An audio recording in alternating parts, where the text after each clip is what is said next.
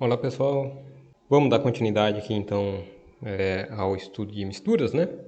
Então na aula passada a gente viu como que são construídos os diagramas, né? Para a gente conseguir propriedades, entalpia específica, concentração, entre outros. Agora vamos discutir aqui como que se dão os processos, né? Então iniciando aqui com processo de simples, né? Então, seção 5.4, processos simples de misturas binárias, né? Então vamos considerar a mistura de duas misturas, né? Então vamos considerar aqui que a gente tem um equipamento do sistema, né? Chamar aqui de câmara de mistura, onde a gente vai ter uma entrada aqui, uma vazão mássica M1 com uma concentração X1 e uma entalpia H1, misturando com um outro escoamento, chamar aqui de condição 2.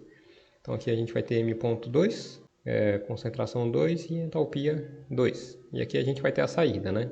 Então a gente vai ter um M.3, X3 e H3. A gente pode até lembrar lá fazer um paralelo aqui, do teorema de transporte de Reynolds. Então o teorema de transporte de Reynolds relaciona a variação das propriedades do sistema com as variações da propriedade do volume de controle, né? Então tem propriedade extensiva N, propriedade intensiva eta, né? Aí no geral, eta igual a N do sistema por M do sistema, né? Então, a partir disso aqui, consegue chegar em várias definições, né? Então, por exemplo, quando a gente está falando de conservação da massa, isso daqui vai ser massa sobre massa, né? Então dá 1. Então, N aqui fica 1. Então, e a massa do sistema é constante, né? Então, derivada da massa do sistema é igual a zero, né? Então, para a conservação da massa, a gente fica com zero igual a del integral ao longo do volume de controle de ρdV. Então, esse aqui dá um dm integrado no volume de controle da massa do volume de controle, ddt, né? Do volume de controle. Mais o termo de fluxo, né? Então, perfil de controle e ρvdA. Então, esse aqui dá um elemento infinitesimal de vazão volumétrica, elemento multiplicando por ρ, a gente chega num elemento infinitesimal de vazão mássica, né? A vazão mássica saindo positivo, entrando negativo, né? Devido à definição do dA, né? O dA sempre aponta para fora. A gente consegue fazer isso aqui para energia também, né? Então, primeira lei da termodinâmica. Aí, só lembrando lá, né? Para sistema a gente tem Q ponto menos W ponto é igual a del I del T, né, para sistema. Então, a propriedade intensiva vai ser o Ezão, que vai substituir aqui. E a propriedade intensiva vai ser o Ezão por M, né? Então, a gente vai ter energia interna, energia cinética específica e energia potencial específica também, né? Então, do lado esquerdo aqui, a gente vai ficar com Q ponto menos W ponto volume de controle, igual a del T, integral ao longo do volume de controle, de U mais V2 sobre 2, mais GZ, ρdV, mais integral na superfície de controle, de entalpia, mais V2 sobre 2, mais GZ, ρvdA. Aí aqui, ao invés de energia específica, aparece a entalpia, porque aqui no termo de trabalho, quando a gente está fazendo derivação, aparece o termo de trabalho relacionado com a pressão, né? Então você tem a fronteira do seu volume de controle, aí vai ter um escoamento aqui, vai ter pressão, então PdA é um dF, aí conforme tem o deslocamento aqui, então falar que aqui tem um dx, aí então você fica com ΔW que vai ser o dF dx. Aí se colocar por unidade de tempo, né, dt, isso aqui fica a velocidade, né? Então aí aparece o termo de pressão e o termo de volume acaba aparecendo quando acaba jogando aqui para dentro dessa derivada, né?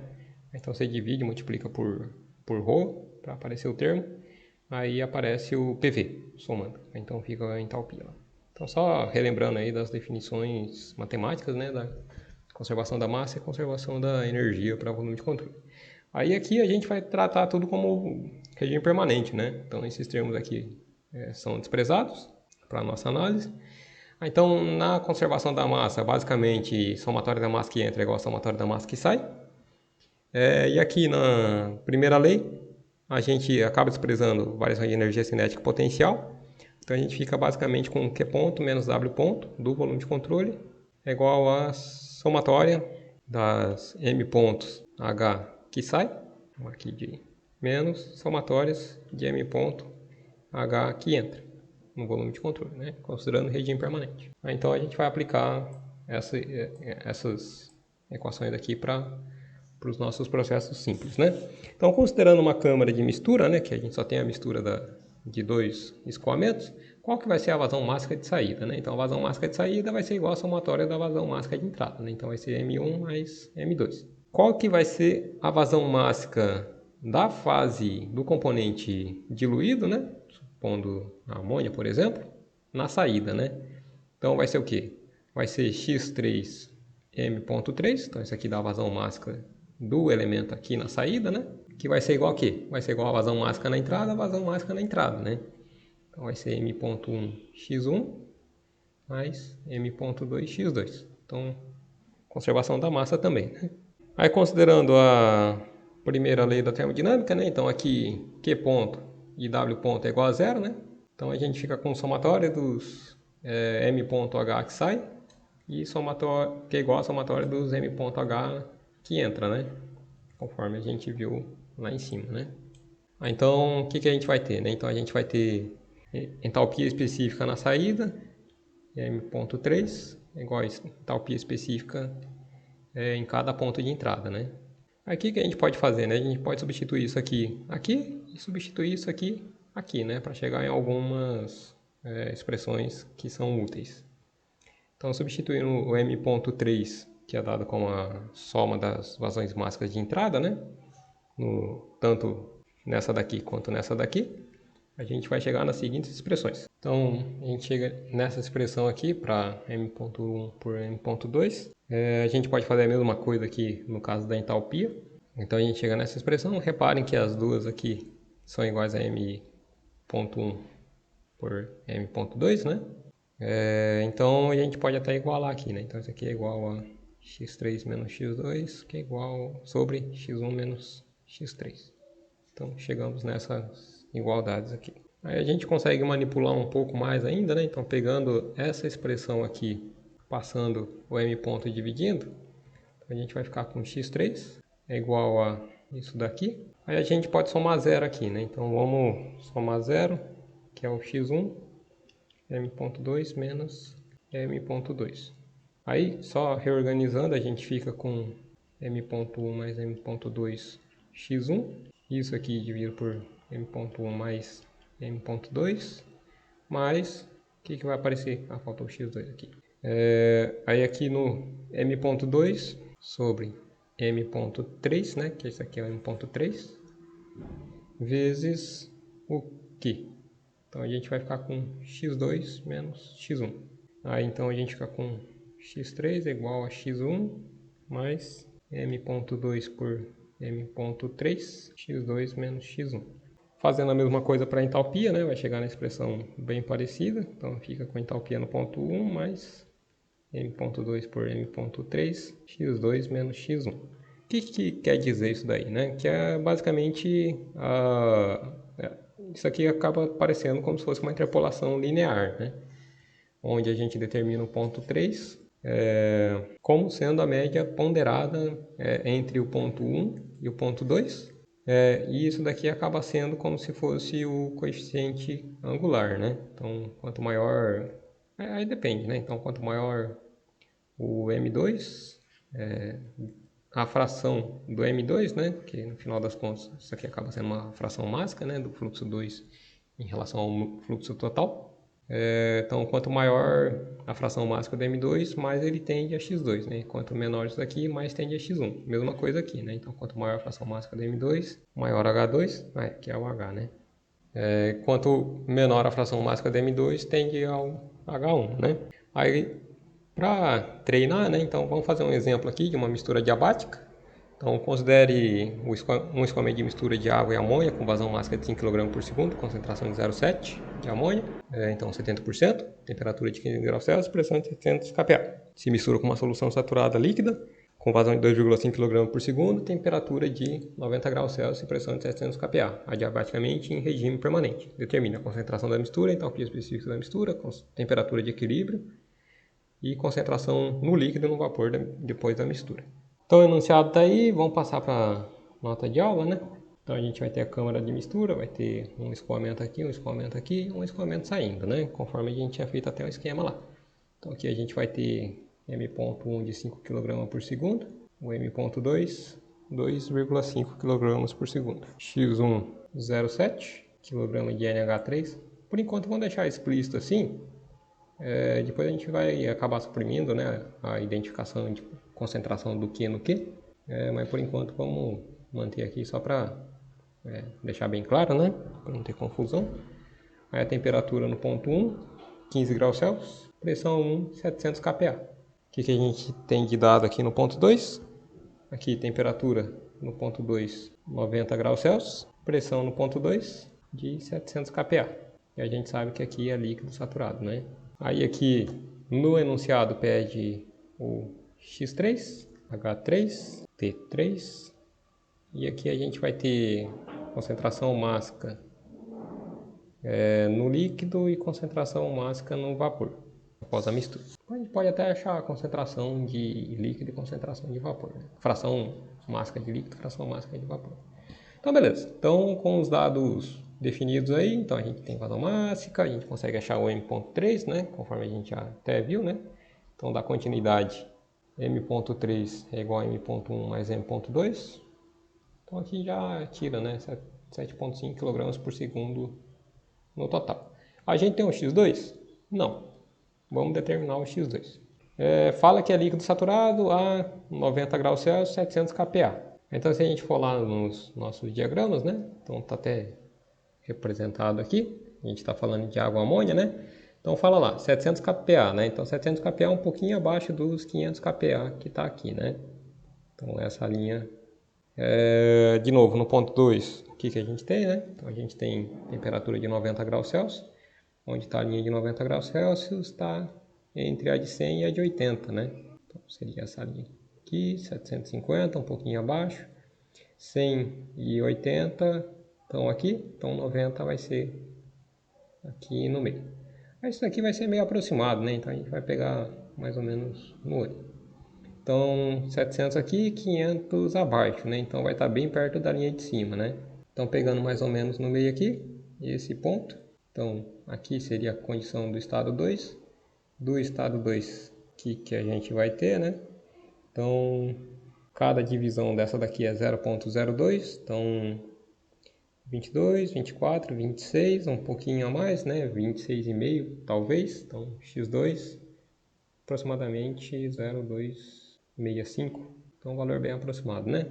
Qual que é a entalpia aqui no ponto 2? Então se for mais ou menos nesse ponto aqui, a gente passa uma linha para cá. Aqui a gente tem 1, 2, 3, 4, 5, 200, então cada um é 40. Pegando aqui no meio, então vai dar 240, 250 aproximadamente, né? Então, H2 aproximadamente 250 kJ por quilograma de mistura, né? A partir disso a gente consegue chegar nos outros parâmetros que a gente está querendo, né? Então, entalpia no ponto 3, a gente tem até a expressão dada aqui, né? Então a gente pode só substituir lá, ou vamos só substituir os valores. Então a gente fica com H3 igual a H1. A gente pode até desenhar, então, o ponto 2, só pegando de novo aqui, né? Então, pegando aqui no lado direito, então a gente vai pegar a linha de 750, segue ela.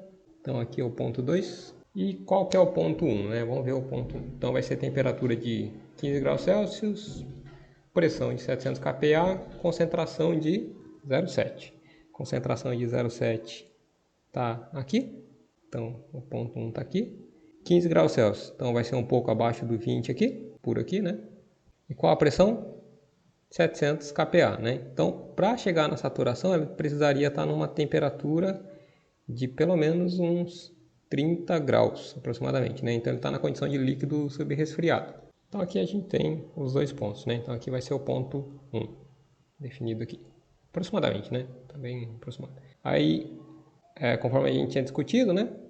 O ponto de mistura vai cair quanto maior a vazão máxima do ponto M2, maior vai ficar, mais próximo do ponto 2 vai ficar, né? Então, quanto menor a vazão máxima do M2, mais próximo do ponto 1, né? Então, como o 2 é aproximadamente 1/3, então vai ficar 1/3 mais próximo aqui do ponto 1. Então, aí vamos determinar lá em que condição que fica, né? Então, H3, só substituindo o valor. A gente precisa do H1 aqui, né? Então, H1, 15 graus Celsius, fica mais perto do 2 aqui. Vai passando uma linha aqui, então a gente vai ficar com aproximadamente 0, né? Aproximadamente 0.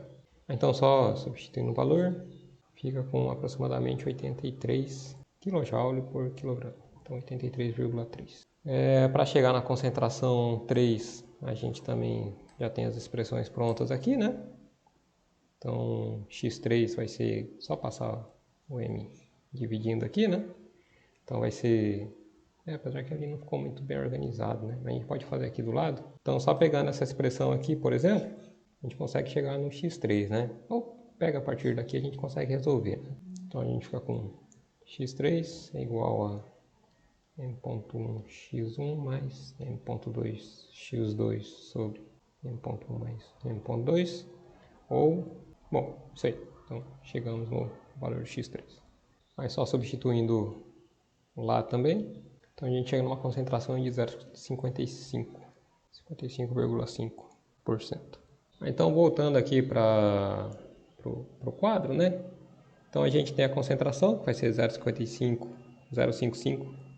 Então, cada um aqui é 0,2, então 0,52, 54, 56, 55 daria no meio, então um pouquinho mais para 3/4 aqui de distância, né? Aproximadamente. E qual que é a entalpia? Que a gente chegou lá, 83,3, né? Então, vai ser um pouquinho acima dessa linha aqui, né? Então, cada um é 40. Então, o estado termodinâmico de saída está aqui. A linha de 750 está aqui. Então, quer dizer que ficou na condição de saturação, né? Então, deu acima da linha de saturação. Aí, como que a gente chega na temperatura de equilíbrio, né? Então, só repetindo esse ponto aqui no gráfico da direita. Então, 0,55 de novo. E pegando aqui aproximadamente do 83. Então, a gente chega nesse ponto aqui. Qual a linha que a gente está interessado? Um pouquinho abaixo dos 750. Beleza. Vamos pegar o 750 aqui só para a gente fazer o exemplo, né? Aí o que a gente vai ter, né? Então a gente vai ter uma mistura de líquido e vapor, muito provavelmente mais uma grande fração de líquido, né? Por quê? Porque está bem próximo aqui o ponto. Então a gente vai ter um ponto cruzando a linha, essa isobárica aqui, né, de 700 kPa. A partir dela, a gente vai traçar uma linha vertical. Era para ser vertical aqui. Uma linha vertical até o 750 e daqui a gente bate para cá, batendo lá no 750. E esse ponto aqui, o estado 3, tem que cair na isoterma, né? Então, isso daí vai ser um método iterativo, né? Então vai ser um método iterativo. Aí, para facilitar, vou fazer aqui no próprio PowerPoint. Então, tá. Então, vamos marcar o ponto primeiro. Então, pegando aproximadamente 80, 0,55, cai mais ou menos aqui. A linha dos 750 está aqui. 750 passa por aqui. Beleza. Então, já está mais ou menos definido aí onde a gente quer chegar, né? Aí, o que a gente precisa? A gente precisa achar um ponto aqui, um triângulo, retângulo, de modo que dê certo, né? Então, vamos só forma de imagem, vamos deixar ele no modo melhorzinho, inverter aqui. O vértice tem que cair aqui na linha de líquido saturado, o outro vértice tem que cair aqui na linha de equilíbrio. Então, isso aqui bate lá na linha de vapor saturado, que vai ser essa linha aqui, um pouquinho abaixo dela, na verdade, né? Aí ali fica emaranhado, né? Então ali não dá para ver muito bem. Mas e nesse ponto aqui a gente está interessado nessa linha aqui, né? 750. Aí beleza. E o que precisa? Precisa que o ponto 3 caia no vértice da isóterma, né? Então, só caminhando aqui, mais ou menos aqui tem que ser por tentativa e erro, né? Aqui cai na linha dos... Então, aproximadamente aí, né? Então, a gente chega mais ou menos aqui que a concentração na fase líquida vai ser aproximadamente 0,54. A concentração na fase vapor vai ser aproximadamente 0,98. A gente consegue até tirar qual que é a concentração em cada... fração mássica de cada uma das fases, né? Conforme a gente tinha até discutido anteriormente, né? Então aqui é a fração mássica total, né, da mistura. Então a gente tem a massa total da amônia, né? Então vai ser m.3x3, que vai ser igual a m.vapor x vapor no ponto 3, então fração mássica de vapor, né? Mais no ponto L, fração mássica, vamos usar a nomenclatura que a gente já está seguindo, né? Então, ml. Aqui só para deixar indicado, né? Que é no ponto 3. Aí passa o M3 dividindo aqui, então a gente fica com x3 igual a xv3, então fração mássica da fase vapor no ponto 3, mv mais 1 menos xv3, xml. Aí só resolvendo para xv3, então aqui dá uma fração mássica da fase vapor de 0,034. Então 3,4% da massa total aqui é vapor, né, na saída, no ponto 3. Aí no vapor tem 98% de amônia e 52% de água, né? No líquido tem 54% de amônia, 46% de água. Então a gente determinou tudo, né? Então a gente queria esses parâmetros aqui, então a gente chegou em todos eles. Aí na próxima aula a gente continua com outros processos, né? Então a gente vai ver mistura com transferência de calor, expansão, entre outros.